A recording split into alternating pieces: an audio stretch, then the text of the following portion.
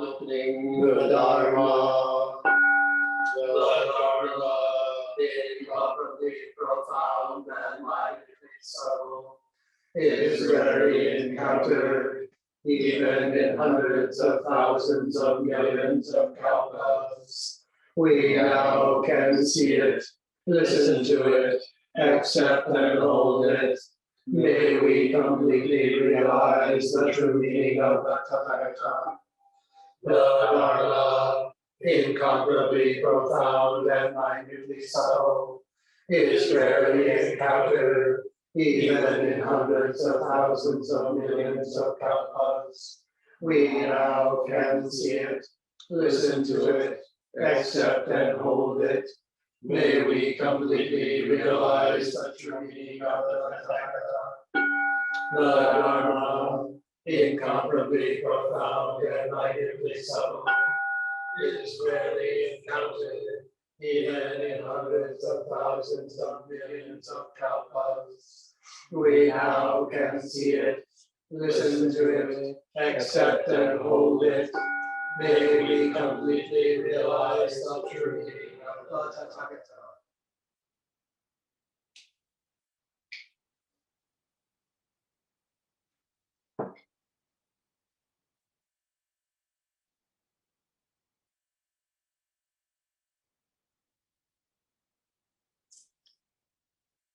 We now can see it.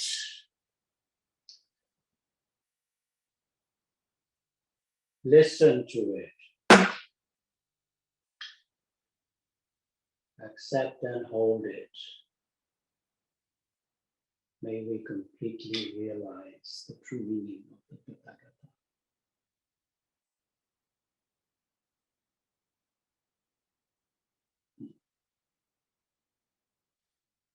Our second day here, lovely weather, a little bit warmer.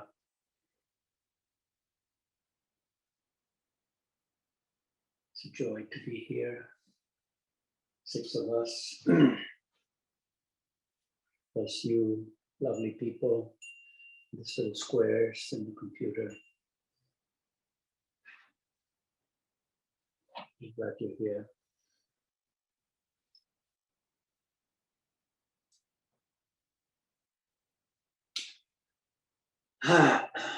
So here we are. And reminding ourselves, recognizing in ourselves and in our practice in this moment, in this day, what this is about, this true nature of ours that can't help but shine with its light. And yet, dear ones, of course, sometimes it's hard to see. And yet, we are very familiar in a way with it.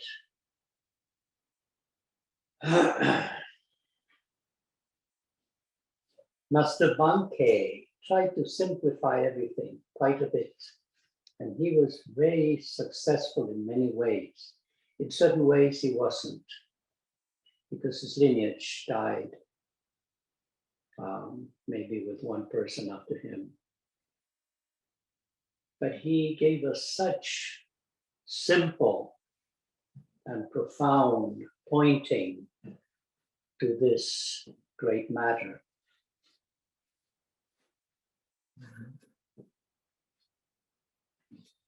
To this unborn. He says, you want to see the unborn, forget about koans, forget about facing the wall or not facing the wall. You hear the dog barking. That's it. That's it. Exactly. That's it. So, but we never realize that until we do.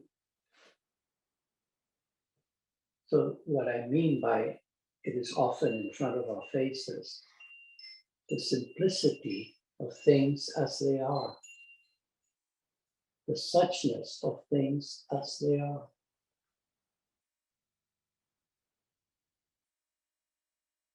And when we can see with those eyes, that we might call them open, we see that, and it hits us profoundly. And we discover this, that's ours, and it's part of being a human being. And it's part of what this practice rejoices in and points to and leads us in its various skillful ways, sometimes more skillful, sometimes less skillful, maybe as far as our Kalyana Mitras, our guides.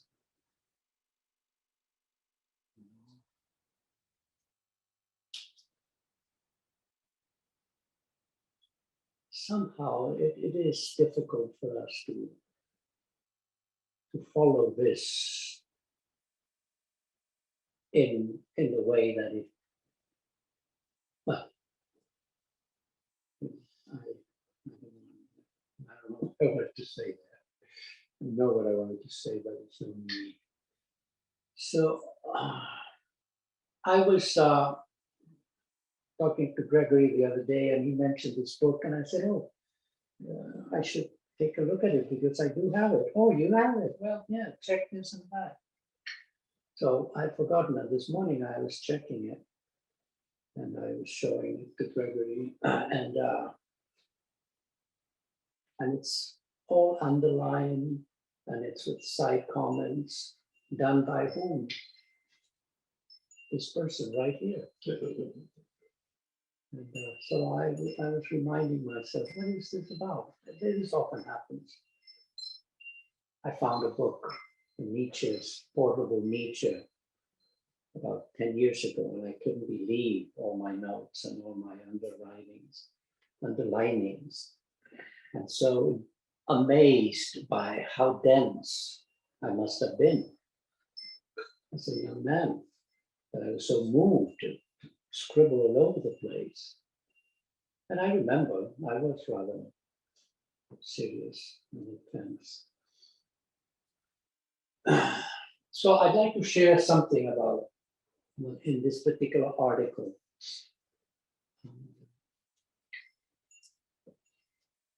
It's in this book called Studies in Chan and Huayan, edited by Robert DiMello and Peter Gregory from the Kuroda Institute. And I'm sure they have a new edition. This is an older edition, expensive, but older edition, in which the typograph is funky and the kanjis are written by hand, because there's no machine that they could do it in the way they do it nowadays. And I'm going to take a section of this, and I am not going to talk about or explain what this master eloquently said. This maybe after I'm done, maybe Gregory can say a few words about it in a few words what this Li Tu Xuan treatise talked about. But the interesting part here that I want to share with you is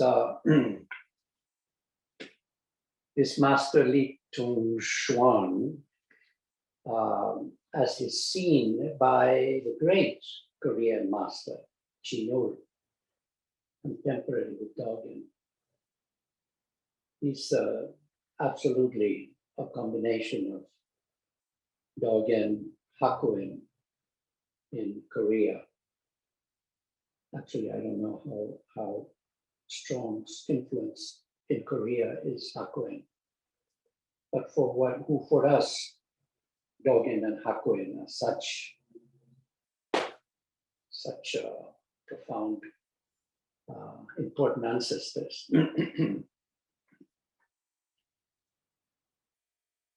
So as I said, I'm taking it a little bit, not out of context, because this is Chinul completely. But it's Chinul reflecting on what he learned in this Tishuan, Dongxuan, Li Dongxuan. So the subtitle of this section is Li Dongxuan, as seen by Chinul.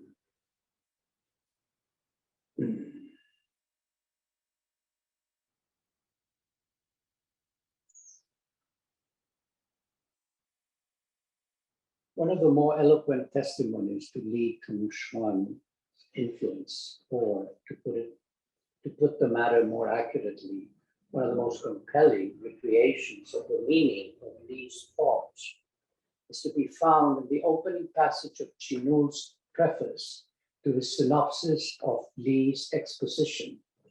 So it is Chinul's commentaries on Li's exposition. And Chinul writes, in the fall of the year 1185, as I began my retreat on Mount Haga, my attention was fixed upon the Zon, or Zen, theme of the identity of one's mind with the true mind of the Buddha. He was fixed on the theme of the identity, quote, of the identity of one's mind with the true mind of Buddha. Convinced that I should fail to realize this truth, even kalpas of effort would not bring me the bourne of sagehood, could not bring me to the bourne of sagehood.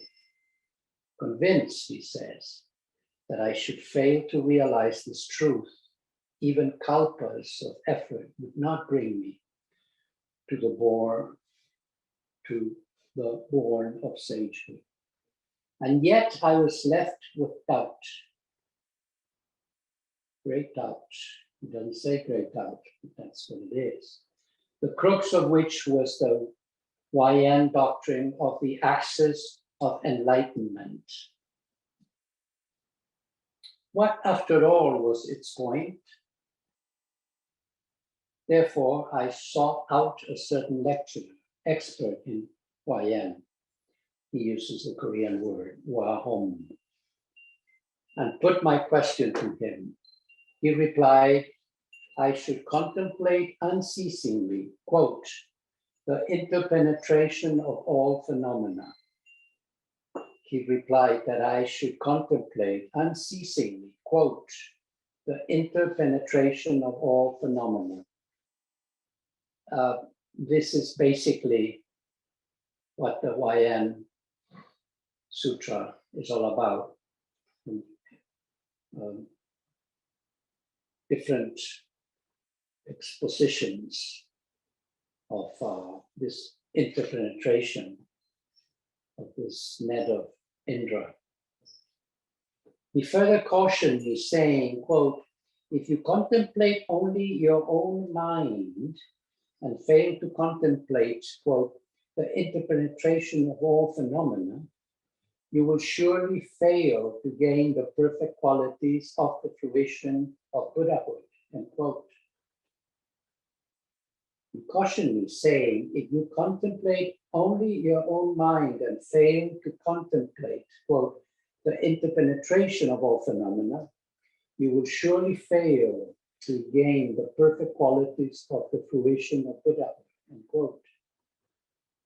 I made no reply to this, but thought silently to myself, quote, if one uses the mind to contemplate phenomena, then, since phenomena are obstacles, one only will fret the mind and there will be no end to it. Yes, If one uses the mind to contemplate phenomena, then since phenomena are obstacles, will only fret the mind and there will be no end to it. This is so interesting because this is what I've often been talking lately to different students, that they just see obstacles, obstacles, obstacles. And that's what we end up seeing, obstacles, which is no other than things that occur in our mind and in our life. In our life, and then the thought comes in and that's what it does. One will only fret the mind and there will be no end to it. But if the mind be made clear with the purity of insight, if the mind be made clear with the purity of insight. Banke, you hear that dog? You hear those cars going by? You hear the unborn. One uses the mind to contemplate phenomena, then since phenomena are obstacles, one will only fret the mind and there will be no end to it. But if the mind be made clear with the purity of insight, then entire worlds will interfuse with even a single strand of hair. For certainly, there are no realms outside the mind. End quote. This is what the sage told him. And then Chinul continues. So I returned to my mountain retreat, there to peruse, whatever you pronounce that, excuse me, Tripitaka, in search of words of the Buddha which confirm the mind lineage, for example, the Zen tradition. 3 years passed before I came upon a simile of a single particle of dust encompassing thousands of volumes of scripture. A single particle of dust encompassing thousands of volumes of scripture. You've heard me quote this in slightly different translation, and in Japanese it's ichi nen sansen. A single particle of dust encompassing, entailing the 3,000 realms. This single thing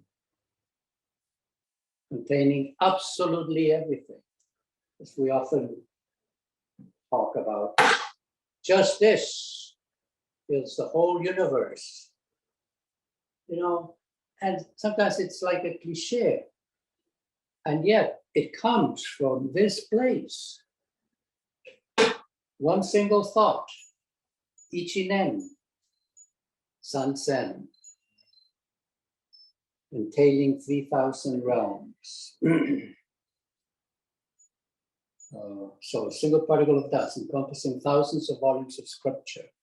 In the Adamsaka Sutras, chapter on the arising of the Tathagatas, later in the same passage, it is said that the Tathagata's insight is also like this, fully present in the body of each sentient being.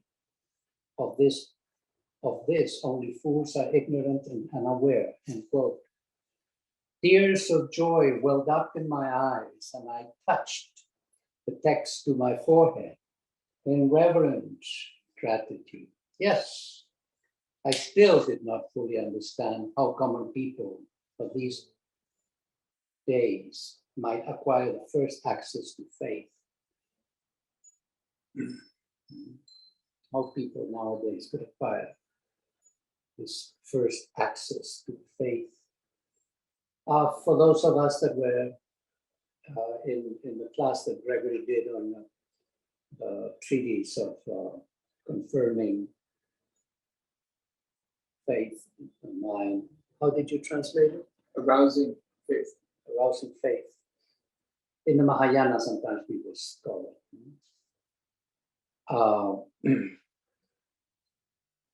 Tears of joy welled up in my eyes, and I touched the text to my forehead in reverent gratitude. yet I still did not fully understand how common people of these days might acquire the first access to faith. So I further consulted exposition of the Huayan Qing, composed by Elder Li. Therein, in this explanation, the first of the 10 stages of faith, he says,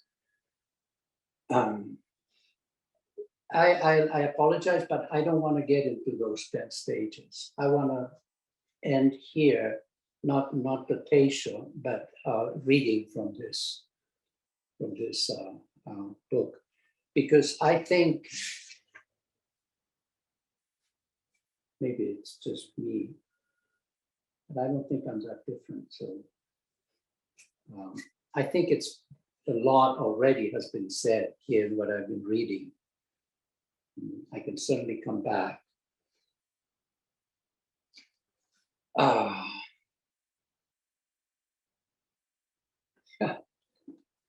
Well, some of you know me, I sometimes can get so caught, if you will. I call it more excited. I get so excited about some statements like that because it seems that it can be so clearly pointing to this great thing, which we call our practice, the great matter.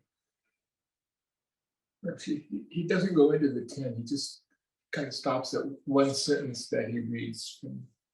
Yeah, it looks like it's just 3 that yeah, I'll read that. Okay, thank you.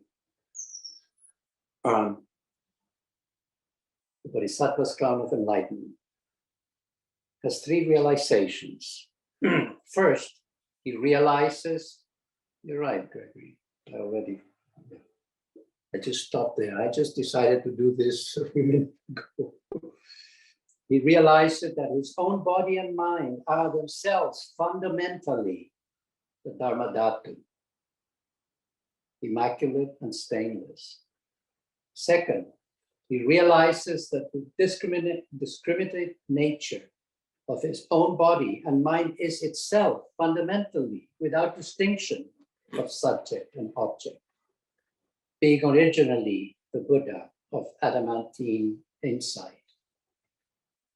And third, he realizes that his own mind, her own mind, that marvelous insight by which he distinguishes between the genuine and the false, is itself the Bodhisattva Manjushri. In the inception of his mind of faith, does he realize these 3 truths, and thus he's called crown of enlightenment.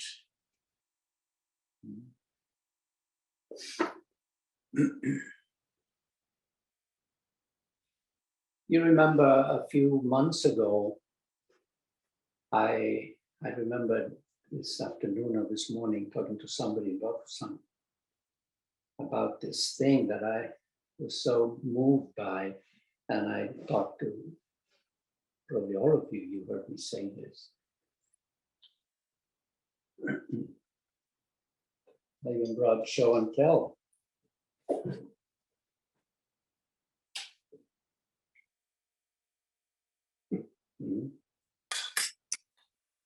My stick and another little bamboo stick that it's used in the Soto tradition to fold the documents of transmission or of jukai,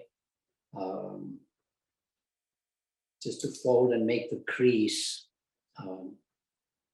kind of nice and clean and aesthetically very Zen-y Japanese.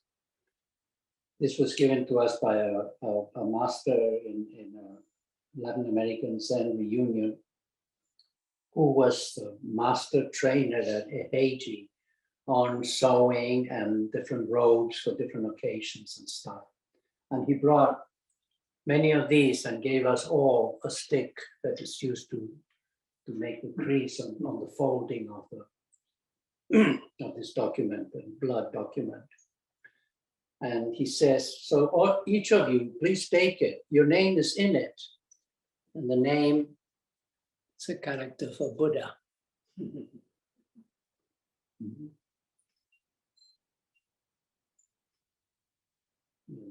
red thing. You'll see it later. So this Ichinen Sen Sen, this single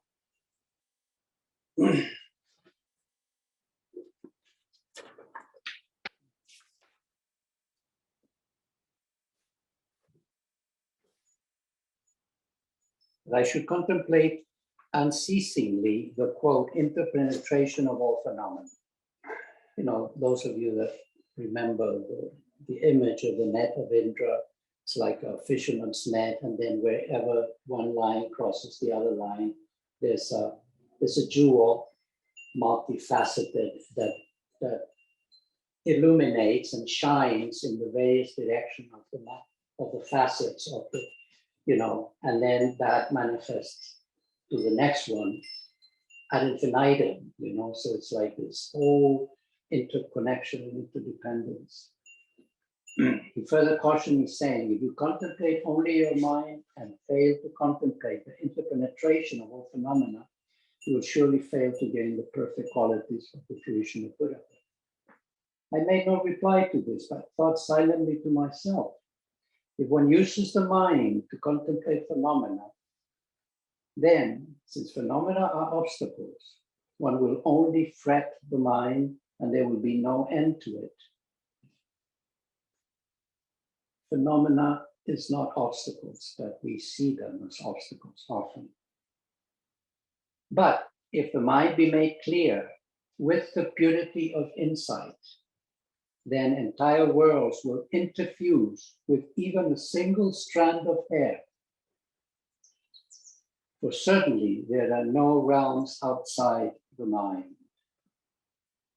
A single particle of dust encompassing thousands of volumes of scripture. So what I was mentioning the other day, and again, it came back to me when I was talking to somebody earlier, but then it comes back to me again. Each moment, and I always use the example when John trained me to be his Jisha. And the example you've heard me many times when he told me, when you offer me incense, you go boom. And the whole Dharma is right there. You're presenting the Dharma. He picks it up, puts it in his head, in his forehead, and puts it in the container. So it was that movement, for me, became so incredibly powerful. Just that. We often say the whole universe. Just move. And we often add the whole universe existing right here, now. We often say those things. What does that mean other than some kind of cliché? What does that mean? Just some Zen thing? No. I mean, you should throw it away for sure. Absolutely. Who cares? But there's also the possibility that we see something. And this thing that I wanted to show again, probably most of you have seen it already. So I was telling somebody, okay, this is me, horizontal. I'm picking horizontal for no reason other than the stick is big and it takes most of my life. My energy is me, mine, I. You know, it's just going dun, dun, dun, dun, dun, dun, dun, dun, dun, dun, dun, going kind of up here, describing, opining, doing its thing. And then we know about practice. So we bring it in. This body brings it in. And that moment, that instant where it crosses, that's it. You know? And that instant is really a moment, is really an experienceable moment. And this is what I say, we experience this all the time, but it's so unimportant, the circumstances. Well, Pankey was very clear when he said, you hear the dog barking. Well, that's it. Well, but not everybody listening to the dog barking will get it, you know. So, but I always like to use the metaphor of jumping in the shower, or jumping in the hot tub, or jumping in the cold swimming pool, or the cold Northern California ocean. You know, just run, and the more you, whatever, the more we deal in our own stuff about this obstacle, and you just jump, naturally, you're going to experience something that is so beyond your reasoning and explanation of what's going on. I mean, you might describe it biologically, what happens to the body when you jump into really cold water and your temperature is 94 or 98 or whatever your temperature in the body is. But those moments, you're going down the street and you hear your name called, Daniel, turn around, boom, boom, call, response, that's it. Ichi nen sansen, each nen, thought,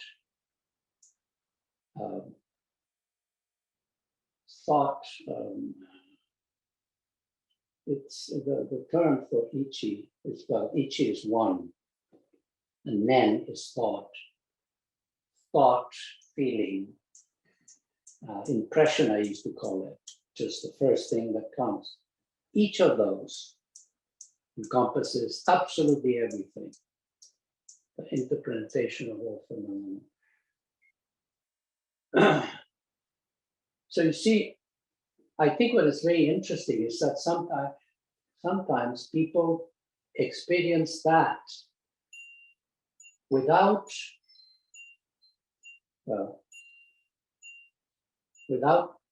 any knowledge or none of this, any background, any container, no education of Buddhism or anything. In a way, I'm speaking about myself too, you know, because I have those experiences, and all they would do for me is get the shit out of me. Until I started hearing that, oh, this is not that weird, you know, it's the whole blah, blah, blah, blah, blah, blah. So,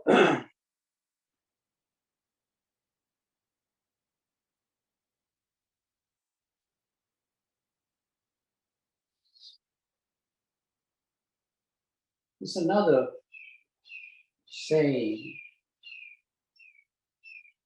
that has a very similar effect.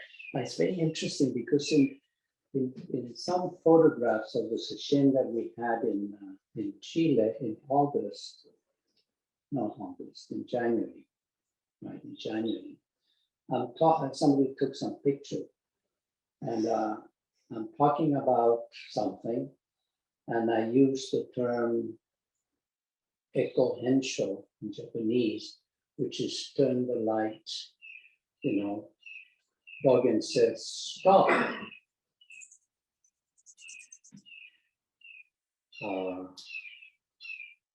Stop. Says something and then says, turn the light around. And so I'm showing that, turn the light. So, you know, I usually use the idea that I'm looking with a flashlight. Where is it? Where is it? Where is this that I'm looking for? Where is the truth? Whatever way. Where is it? Where is it? Where is it? Turn it backwards. Point to this. Boom. And the picture that got caught was like me with my hand facing back, you know. Wow, you know. And a little bit later there, Dogen says, mind to mind. And there, suchness, or thusness, is there, and you become a Buddha at that instant, at that moment.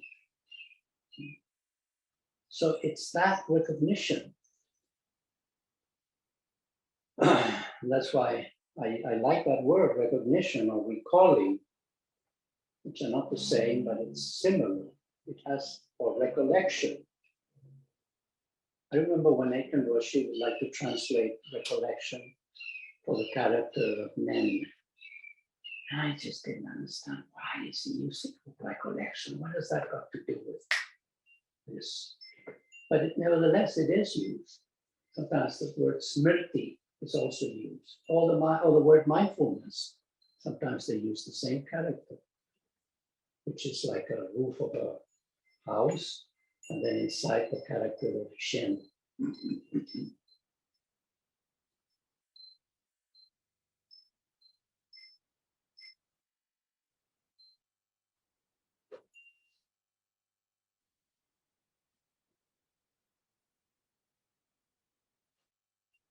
Another thing that comes to mind is the Pan family.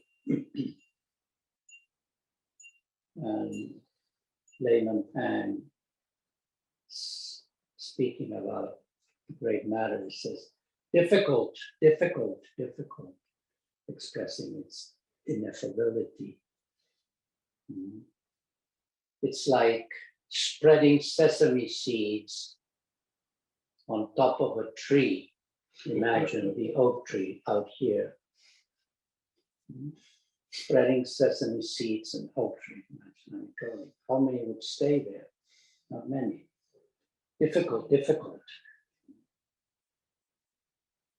And then the wife says, easy. It's like stepping out of bed and putting my feet on the floor. It's that easy. And of course, the wisest of all was the young Ming Zhao. Ming Zhao? Is it? Yeah. Ming Zhao, the daughter. And says, not easy, not difficult. Every teaching of the Buddha just coming from your own chest, from your own heart. Is that difficult? Is that easy?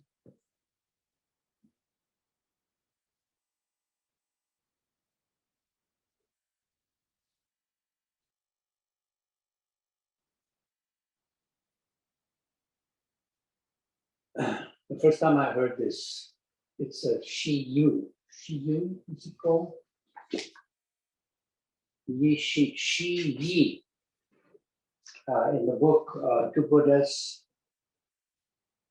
this comments on the Lotus Sutra. I read this sentence, Ichinen Sansen. I just got so excited, because it says that it's in the sutra itself doesn't say that, but it's some of the commentaries of this man said that. And nevertheless, the Lotus Sutra is it's one of the most popular in Japan. I don't know in China, in Japan certainly, the most popular of all the sutras. Because the Nichiren people, of course, that's mainly what they recite. Om Namyo Harenge Kyo, Namyo Harenge Kyo, Namyo Harenge Kyo. It's the name of the sutra. And this Jacqueline Stone, who makes comments in this book about the Lotus Sutra, Two Buddhas Sitting Side by Side, it's called. She's a scholar in Japanese religions. Talks about the influence that had in Nichiren, that singled out just one practice, just reciting Namyo Harenge Kyo, Namyo Harenge Kyo. Pure Land, reciting one phrase, Namo Amida Butsu, Namo Amida Butsu, Namo Amida Butsu. Namo Amida Butsu, encompassing all the 3,000 realms. We have in mystical Christianity the repetition of Lord Jesus Christ, have mercy on my soul. Lord Jesus Christ, have mercy on my soul. Over and over and over and over. No matter what you do, you recite that prayer. Or have mercy on me. Lord, have mercy on me. There's some treatises written about that.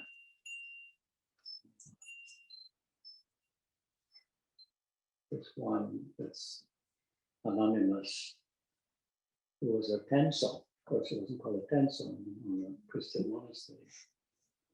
But no matter what he did, he would repeat this. Lord Jesus Christ, have mercy on me. Over and over and over again. And no matter what happened,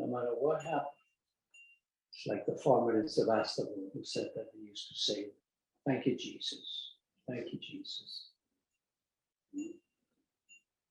A single thought, which is more than a thought, but in men, that's the beauty of the term men, is that it's not something coming from the head.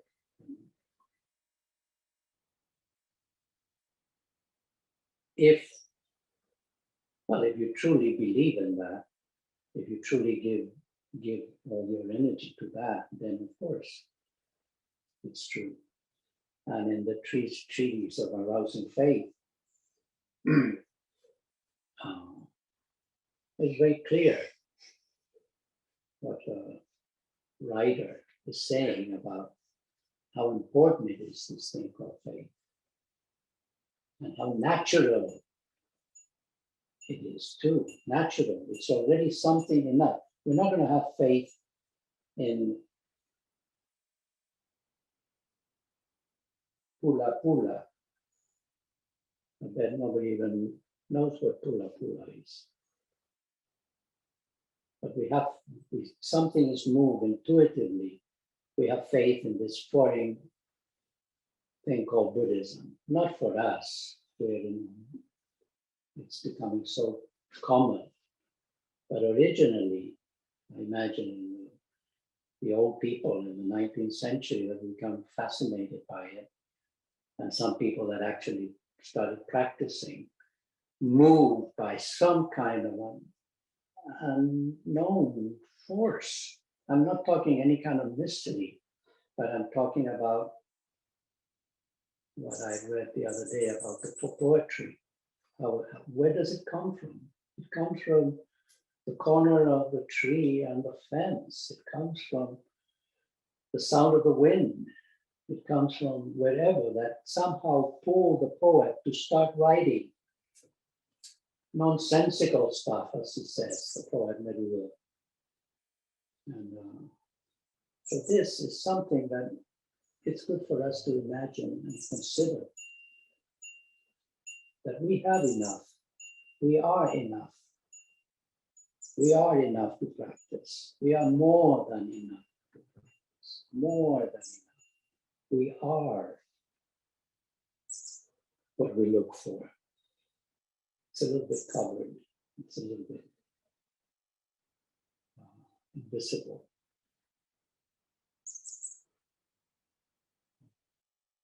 I think it makes a big difference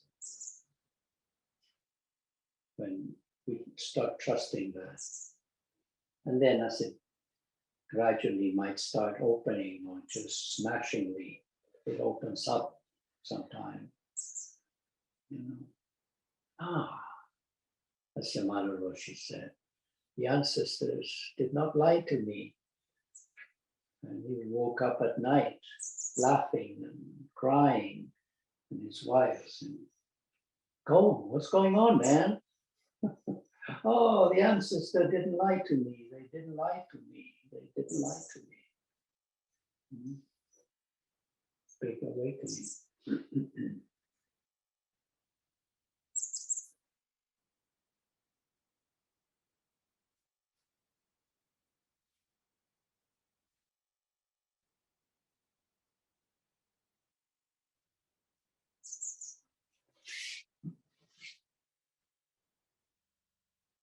I think when I was so excited about the cross, and I mentioned it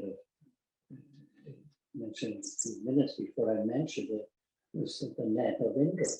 The net of Indra is just millions of crosses.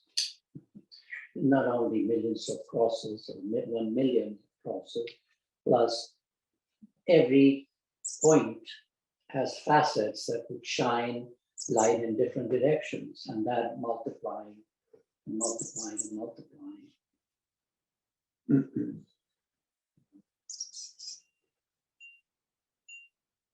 So I have practiced in that way. When I got excited, about this, I'd be walking and I cross it, oh, this step. And it's not that I would say this step, but my breath would become more active. And then another step, and then just keep on walking. You don't have to do that forever and ever and ever. But if there is something about a commitment that even when you forget, something is still happening, of course, and you're not concerned about it. Again, maybe that's what the confidence, that's what faith, that's what trust becomes. How far can I get from it? Well, sometimes it feels like really far. And yet it is always in front of us. And sometimes it's so close to us that that's why we can't see it. So I just wanted to share that. I hope that, well, I know it makes sense.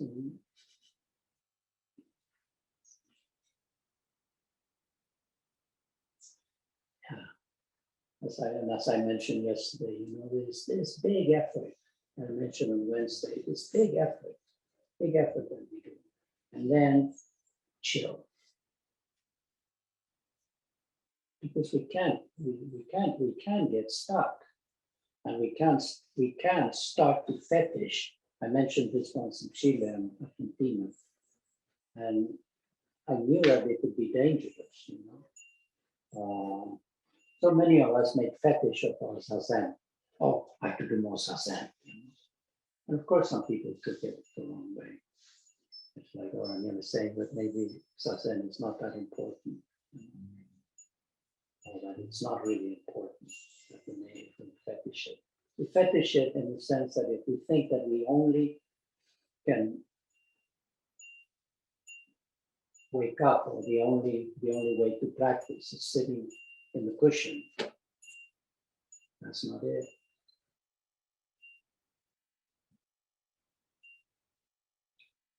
As Hirschach said, it's not enough to know what Buddha nature is, but what does Buddha nature do?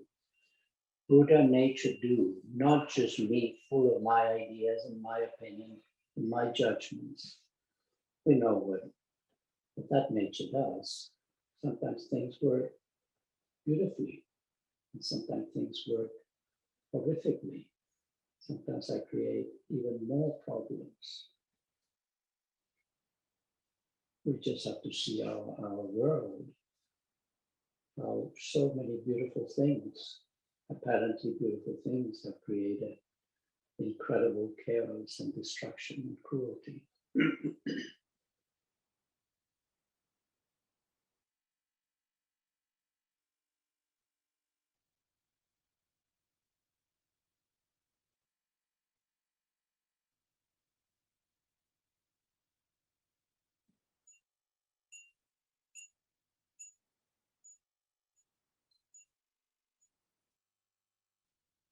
So all really we have to do, in a way, once we are practicing.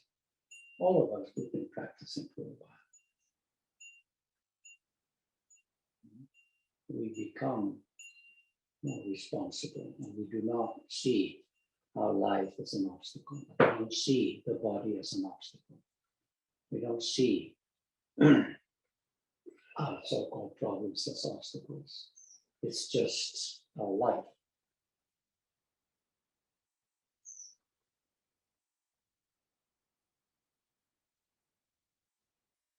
Okay, dear ones.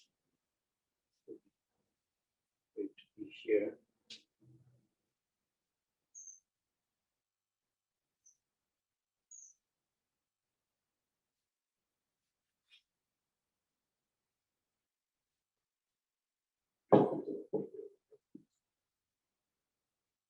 We'll continue.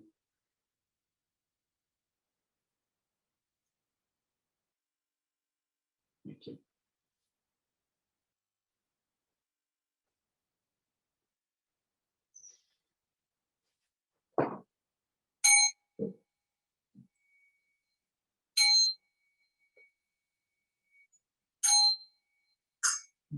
Shidu Segalo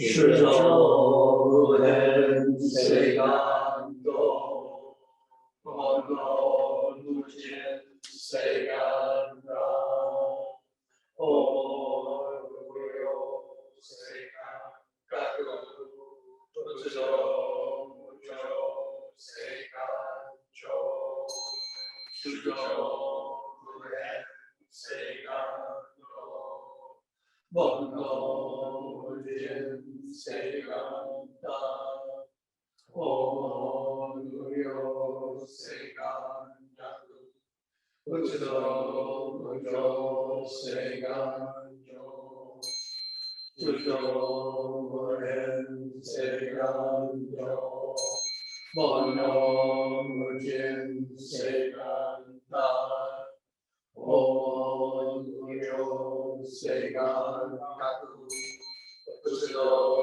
Mujo Seganjo